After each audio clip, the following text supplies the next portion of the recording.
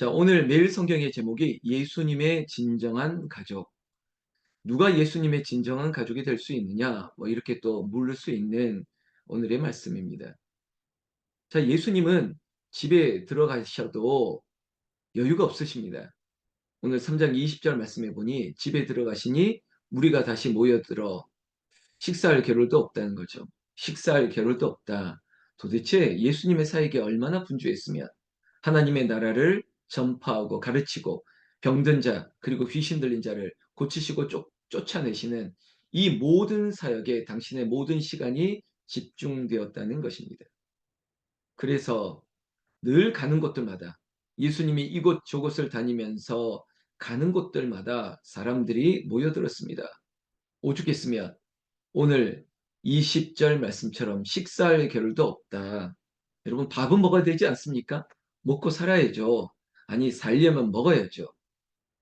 이 분주한 사역, 이 피곤한 사역 드셔야죠. 예수님도 드셔야 되는데 식사할 겨를도 없을 정도였는데 그때 21절에 보면 예수의 친족들이 듣고 그를 붙들러 나오니 이는 그가 미쳤다 하밀러라. 여러분 미쳤다고 말하는 사람들의 심정도 각각 다를 수 있는데 서기관들이 예수님을 미쳤다 하는 얘기 우리가 들을 겁니다. 아니 미쳤다는 것을 띄어내며 이거는 귀신 들렸다라고 말하는 그런 대목도 볼 텐데 먼저 예수의 친족들이 왜 예수님을 붙들고 나오려 했습니까? 여러분 만약에 우리 가족들 중에 어떤 일에 정말 집중하다가 우리가 보기에는 저거 무슨 글쎄 무슨 이유로 저렇게 하지? 아무 유익도 없는 일에 왜 저렇게 열심히 하지? 때로는 정말로 초대 예수를 믿었던 집안에서 아니 내 멀쩡한 아들이 내 멀쩡한 딸이 왜 저런 목사가 된다, 전도사가 된다, 선교사가 된다, 왜 저런 일을 하고 있지? 가족들도 이해하지 못하다 보니까 주의 길을 걷겠다고 하는 내 사랑하는 아들과 딸을 막을 수밖에요. 너 미친 거야. 너 지금 분별력이 없어서 그런 거야. 너가 지금은 잘 모르겠지만 기타 등등의 말을 할 수도 있겠죠. 여러분 친척들이 보니까 아니 가족들이 보니까 혈통 가족들이 보니까 예수가 저렇게까지 살아야 될까? 물론 물론 사람들의 박수와 존경, 칭찬을 받는 것 말고 내 가족이다 보니까 저렇게 식사할 겨를도 없을 정도로 자기 몸을 축내면서 자기 몸을 다 상하면서까지 저렇게 살아가야 되는 게 맞을까?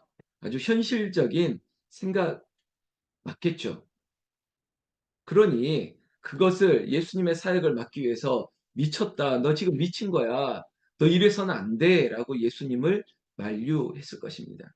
여러분 공감하시죠? 그럴 수 있겠다 하잖아요.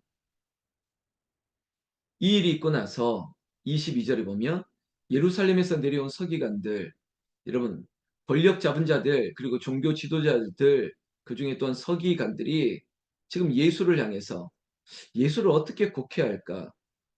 그건 뭐냐? 예수님의 사역 자체를 아주 폄하하고 모독하는 겁니다. 이거 바알세불에 집혔다는 겁니다. 귀신의 힘을 힘입어 귀신을 쫓아내는 거지. 마치 저 사람이 지금 기적을 일으키는 것도 사실은 귀신의 사단의 힘을 빌린 거야.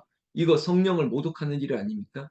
하나님을 모독하는 것이고 예수님을 모독하는 일입니다. 그러나 예수님은 그들의 생각을 모르겠습니까? 알죠. 그럼에도 불구하고 말씀하고 있습니다. 어떤 말씀이냐면 어떻게 사단이 자신을 거스리는 행동을 하는 사람을 세울 수 있겠느냐는 겁니다. 예수님은 하나님의 그 이름으로 예수님은 그 하나님의 능력으로 사단을 마귀를 무찔렀습니다. 그런데 사단의 힘을 빌렸다니요. 사단의 마귀들 그 졸개들을 무너뜨리는데 어떻게 사단의 힘을 입을 수 있겠습니까? 하나님의 능력으로 말씀으로. 그래서 그렇게 오늘 성경 말씀에도 비유를 아니 설명을 하는 거 아닙니까? 24절 말씀, 26절 말씀에 만일 사탄이 자기를 거슬러 일어나 분쟁하면 설 수 없고 망하느니라. 27절 사람이 먼저 강한 자를 결박하지 않고는 그 강한 자의 집에 들어가 세간을 강탈하지 못하리니 결박한 후에야 그 집을 강탈하리라. 여러분 하나님은 사탄의 머리를 밟으시는 거예요. 사탄의 그 본진을 파하시는 거예요. 그런데 지금 사탄을 패하는 일에 앞장서는 예수님이 사탄의 힘을 입었다? 그럴 수 없다고 말하는 것입니다. 그리고 나서 29절에 말씀하고 있습니다. 28절에 내가 진실로 너희에게 이르노니 사람의 모든 죄와 모든 모독한 일은 사하심을 얻되 누구든지 성령을 모독하는 자는 영원히 사하심을 못하고 영원한 죄가 되느니라. 여러분 분명히 이 말씀을 하시고 사람의 죄, 모든 흠들 그거는 다 용서, 사함을 얻을 수 있지만 성령을 모독하는 것만큼은 용서받을 수 없는 죄다. 여러분 그 입술, 생각 모든 것들이 사단을 모독한다? 아니 하나님을 모독한다? 예수님을 모독한다? 이게 바로 성령을 해방하는 성령 모독죄, 성령 해방죄라고 얘기하고 있습니다. 여러분 정말 하나님의 나라, 하나님의 사역, 그리고 주의 종 아니면 선교사, 그리고 내 사랑하는 가족들, 믿음의 사람들을 함부로 판단하거나 정죄하거나 그리고 공격하는 일이 없어야 됩니다. 할 수 있거든. 모든 사람과 더불어 화목하라. 교회는 화평을 이루어야 되는 것이죠. 그 화평을 위하여 누구는 십자가를 지고 누구는 죽을 수 있는 것. 이거 하나님의 칭찬을 받으면 되죠. 31절. 그때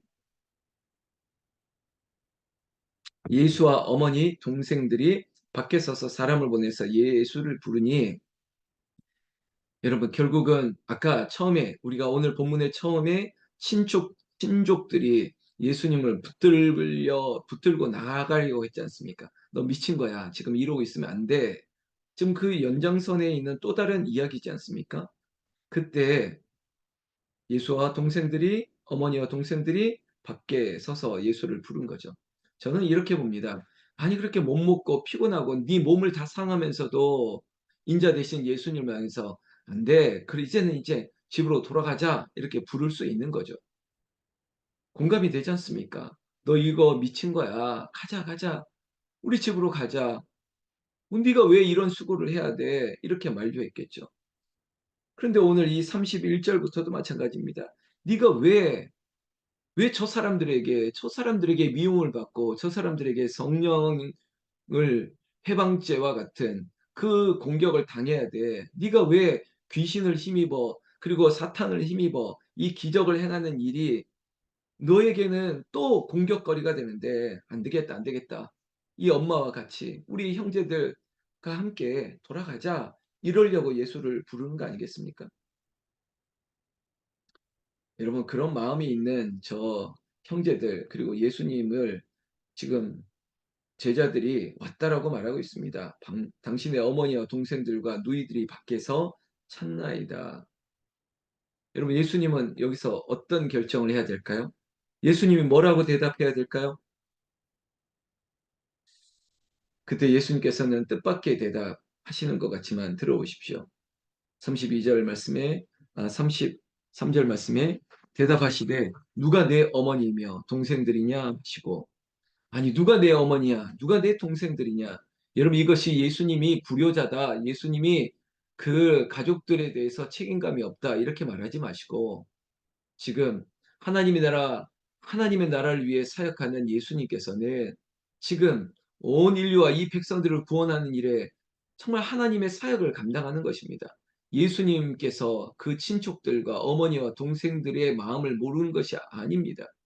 그러나 이 하나님의 나라를 세우는 일에 있어서 지금 너의 주변에, 내 주변에 있는 사람들에게 분명히 하나님의 나라의 가족은 예수님의 진정한 가족은 무엇인지를 모두에게 교훈으로 남기고 싶었다는 것입니다. 저 밖에 있는 내 어머니, 동생들에게 나 당신 가족 아니에요. 이렇게 미는 것이 아니라 내 사랑하는 가족도 하나님의 나라와 그리고 하나님의 말씀, 예수님에게 순종하는 가족으로 또한 그것이 이중국적이 아니라 같이 되는 거죠. 내 가족도 하나님의 나라 가족이고 하나님의 나라 가족 중에 내 가족이 있으면 또 내 가족인 거죠. 그런데 중요한 것은 누가 내 가족이냐라는 것입니다. 오늘 둘러앉은 사람을 가리켜 보시며 34절 이르시되 내 어머니와 내 동생들을 보라. 그래 밖에 있는 내 어머니 동생들 봤지? 저분들이 내 가족인가? 내 가족이 맞아. 그러나 더 중요한 것은 35절에 누구든지 하나님의 뜻대로 행하는 자가 내 형제요 자매요 어머니이니라. 그래 밖에 있는 내 가족도 가족이지만 지금 이 자리에 있는 내 사랑하는 이 무리들 제자들과 따르는 무리들 사도들 하나님의 뜻대로 행하는 게 내 형제 자매 어머니이니라. 여러분 이 마음을 가지고 사는 것입니다. 누가 내 가족이지? 누가 내 편이지? 여러분 이 정말 의미 없는 이미 하나님의 나라 가족이 된 우리에게 이게 무슨 중요한 것입니까? 제가 이렇게 말씀드린다고 어머니를 그리고 내 형제들을 몰라 하고 그냥 이것들을 무시하라는 게 아니에요. 하나님의 나라 가족으로 내 가족이 동일한 가족을 이루었기 때문에 당연히 여러분 하나님께서 내 부모를 공경하라 그 약속이 있던 그 계명부터 시작해서 하나님을 사랑하고 내 이웃을 사랑하라. 결국 이 사랑으로 온 가족이 하나님의 뜻대로 행하고 주의 뜻대로 행하는 가족들을 하나님의 진정한 가족으로 예수님의 진정한 가족으로 생각해야죠. 여러분 목사를 하나님 나라 가족으로 생각하고 목사도 성도들을 하나님 나라 가족으로 생각하고 그렇게 함께 연합을 하고 하나님 안에서 주님 안에서 살아가는 것입니다. 우리가 앞으로 그런 삶이 되기를 나는 우리 주 예수님의 이름으로 축원합니다.